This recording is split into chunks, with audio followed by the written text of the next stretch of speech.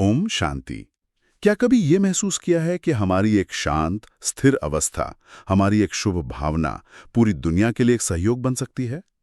नवरात्रि की इस विशेष साधना यात्रा के आज 8वें दिन में आपका स्वागत है। पिछले 7 दिनों में हमने आत्मा की 7 अद्भुत आंतरिक शक्तियों पर चिंतन किया है, उन्हें अपने जीवन में धारण करने का अभ्यास भी किया है। हमने सीखा कि कैसे बाहरी प्रभावों से अपने मन को समेटना है, यानी पावर टू विड्रॉ। व्यर्थ बातों को जाने देना, वो है पावर टू लेट गो। जी। भिन्नताओं को स्वीकार करते हुए सहन करना, पावर टू टॉलरेट। हर दृश्य को साक्षी होकर स्वीकार करना, पावर टू एक्सेप्ट। सत्य और असत्य को परखना, पावर टू डिसर्न।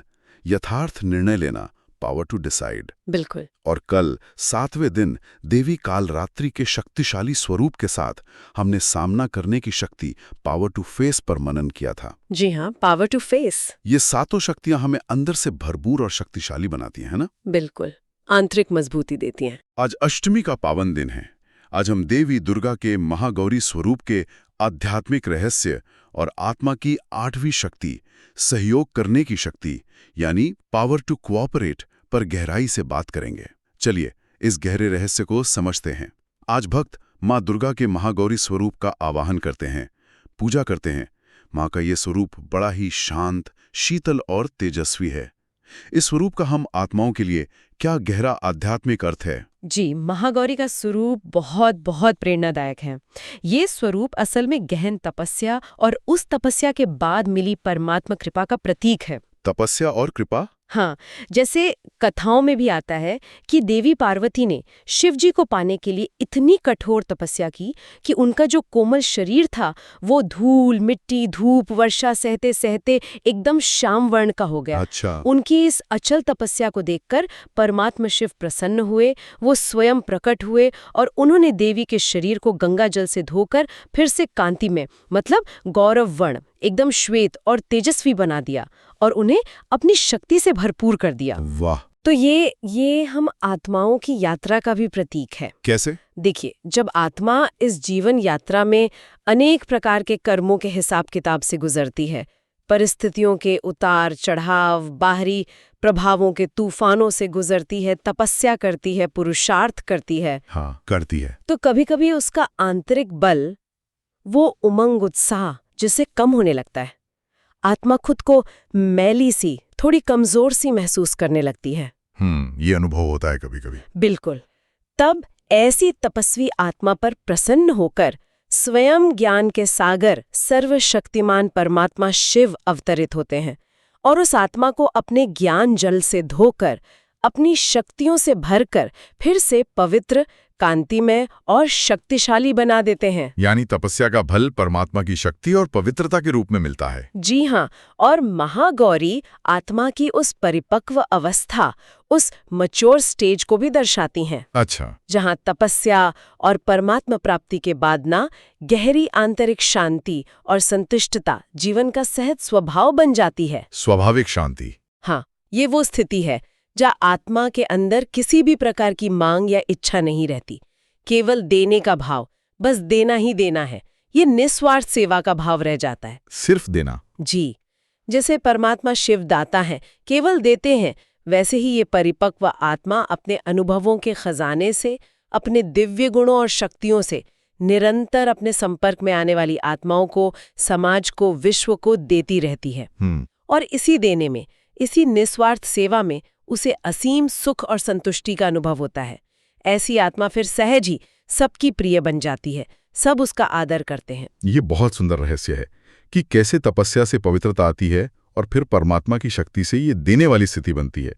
अब ये समझना है कि महागौरी का ये शांत, संतुष्ट और केवल देने वाला स्वरूप आज की हमारी 8वीं शक्ति, सहयोग करने की शक्ति से कैसे जुड़ा है।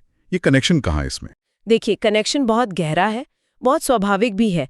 जब आत्मा पहली 7 शक्तियों को अच्छी तरह धारण कर लेती है, उनका रोज अभ्यास करती है, तो उसका आंतरिक पार, उसकी वाइब्रेशन बहुत शक्तिशाली और शुद्ध हो जाती है। हाँ, एनर्जी लेवल बढ़ जाता है। बिल्कुल, उसके संकल्प पावरफुल और पवित्र बनते हैं, बोल मधुर और कल्याणकारी होते हैं, और कर्म वो स्वतः ही दूसरों को सुख देने वाले बन जाते हैं। सही है। जब आत्मा की स्थिति इतनी ऊंची और शक्तिशाली बन जाती है, तब उसके अंदर से एकदम नेचुरली 8वीं शक्ति सहयोग करने की शक्ति प्रकट होती है। अच्छा, ये स्वाभाविक रूप से आती है। जी, और यहाँ ये समझना बहुत जरूरी है कि सहयोग का अर्थ सिर्फ बाहरी तौर पर काम में मदद करना या हाथ बटाना ही नहीं है। वो तो बहुत स्थूल बात हो गई। हाँ, वो तो है ही। आध्यात्मिक सहयोग का अर्थ बहुत सूक्ष्म है और बहुत शक्तिशाली है। इसका अर्थ है अपनी शक्तिशाली, शांत और सकारात्मक वाइब्रेशन, अपनी शुद्ध भावनाएं और शुभ कामनाएं निरंतर विश्व में फैलाना। ये है सच्चा सहयोग। वाइब्रेशन से सहयोग, ये थोड़ा और स्पष्ट करेंगे? हाँ, जरूर।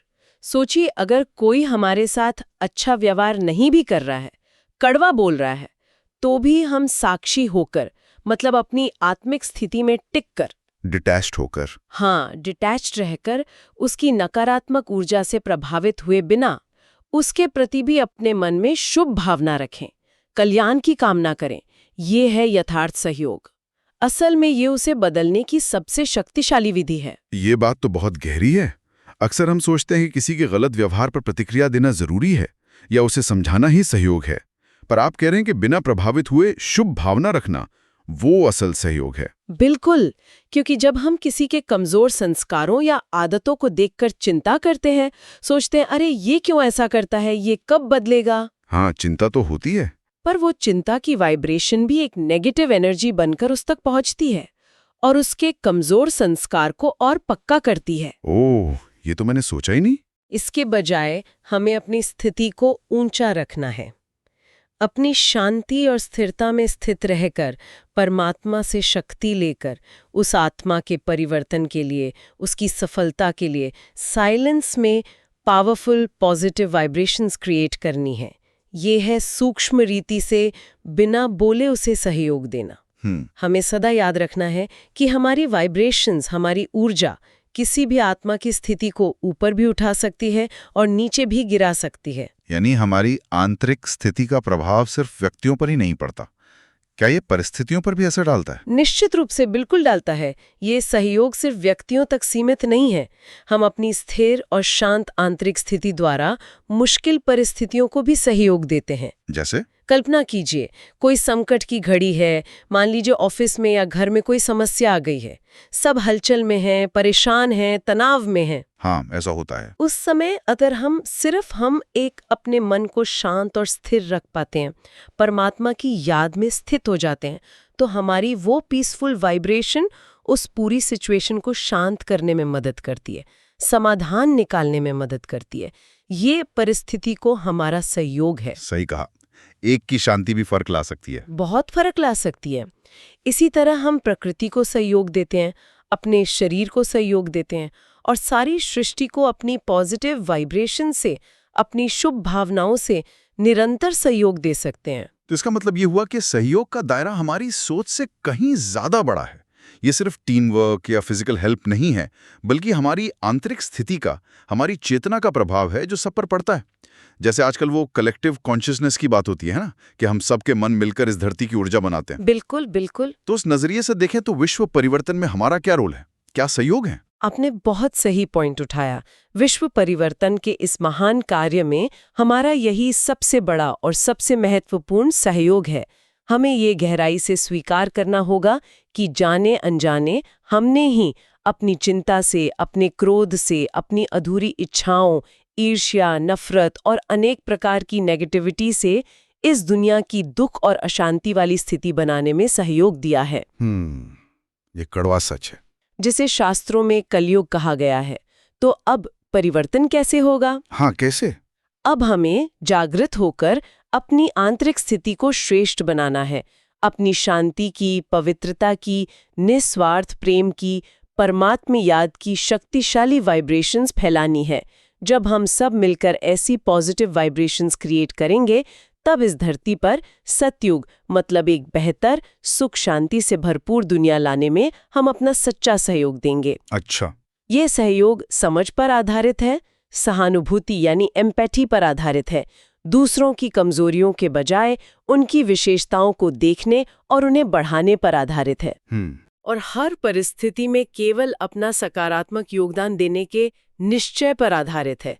इसके लिए एक पावरफुल संकल्प सदा अपनी चेतना में रखना है।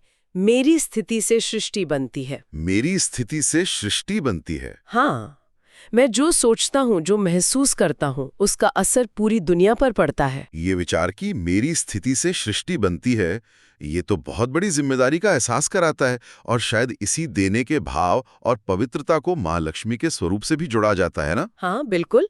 सहयोग की इस शक्ति को, इस निस्वार्थ देने के भाव को हिंदू मान्यताओं में माँ लक्ष्मी के स्वरूप द्वारा बहुत सुंदरता से दर्शाया गया है। कैसे? उन्हें अक्सर कमल के पुष्प पर विराजमान दिखाते हैं। कमल कहाँ खिलता है? कीचड़ में। हाँ, लेकिन वो कीचड़ से सदा न्यारा और पवित्र रहता है। ये प्रतीक है कि हमें भी इस दुनिया रूपी कीचड़ में रहते हुए, अनेक प्रकार के लोगों और परिस्थितियों के बीच रहते हुए, कमल पुष्प के समान अपनी आंतरिक पवित्रता और शांति को बनाए रखना है। सबसे डिटैच्ड और प्यारे रहना है। कमल समान स्थिति। जी। और लक्ष्मी माँ के स्वरूप में ये भी दिखाते हैं कि उनके एक हाथ से निरंतर सोने की मुद्राएं बरस रही हैं। हाँ, धन की देवी। पर ये सोने की मुद्राएं स्थूल धन नहीं है। ये ज्ञान रत्नों का, दिव्य गुणों का, धारणाओं का, शक्तियों का प्रतीक है। अच्छा, आध्यात्मिक धन। हाँ, और दूसरा हाथ सदा वरदान की मुद्रा में रहता है, दुआएं यानी ब्लेसिंग्स देता हुआ। ऐसी शक्तिशाली आत्मा जो आंतरिक रूप से भरपूर है, संतुष्ट है, उसे दुनिया से कुछ भी मांगना नहीं है। वो तो बस दोनों हाथों से देती है, ज्ञान भी देती है और दुआएं भी देती है। सहयोग का सच्चा अर्थ यही है कि हमारे हर संकल्प से, हर बोल से, हर कर्म से दूसरों के लिए निरंतर दुआएं निकलें, ब्लेसिंग्स निकलें। वाह! ऐसी ब्लिसफुल आत्माएं ही इस सृष्टि को स्वर्ग बनाने के परमात्मा कार्य में सच्ची सहयोगी बनती हैं। ये सब सुनकर सहयोग की शक्ति का एक बिल्कुल नया और गहरा आयाम समझ में आ रहा है। तो अब इसका हमारे रोजमर्रा के अभ्यास के लिए क्या मतलब है?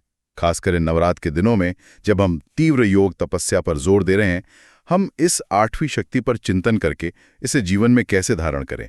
रोज की भागदौड़ में प्रैक्टिकली कोई अपनी मनस्थिति से सहयोग कैसे कर सकता है? इसके लिए सबसे महत्वपूर्ण चीज है अटेंशन, ध्यान।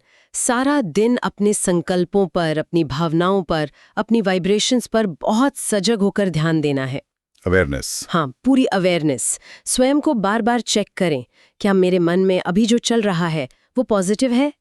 क्या मेरे विचार, मेरे बोल, मेरा व्यवहार, मेरे आसपास के वातावरण में लोगों में सकारात्मक ऊर्जा भर रहे हैं?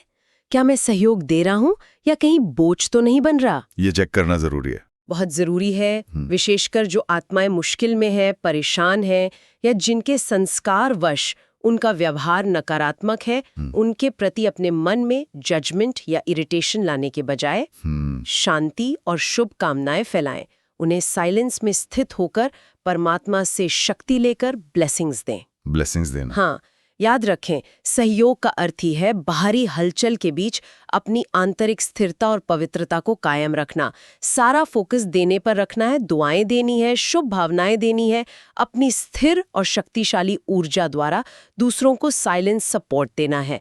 ये है नवरात्रि की सच्ची तपस्या और सहयोग की शक्ति का अभ्यास। तो आज हमने बहुत गहराई से समझा कि देवी महागौरी गहन तपस्या और परमात्मा कृपा से मिली हुई पवित्रता, शांति और वो जो निस्वार्थ भाव से केवल देने वाली स्थिति है, उसका प्रतीक है। जी बिल्कुल। और सहयोग करने की शक्ति का असली अर्थ है अपनी आंतरिक स्थिति को इतना ऊंचा उठाना, इतना शक्तिशाली बनाना कि हमारी वाइब्रेशंस स्वतः ही विश्व परिवर्तन के महान कार्य में सहयोगी बन जाएं। दे सकते हैं और सारा दिन इसी स्मृति में रहने का पुरुषार्थ कर सकते हैं। क्या संकल्प लें?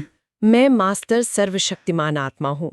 मैं अपने हर संकल्प से, अपने बोल से, अपने व्यवहार से, अपनी पावरफुल वाइब्रेशन से इस सारे वातावरण को, प्रकृति को, अपने शरीर को और अपने संपर्क में आने वाली हर आत्मा को सहयोग देने वाली हूँ। मैं शक्ति हूँ। मैं महागौरी का स्वरूप हूँ, पवित्रता और शांति का पुंज हूँ।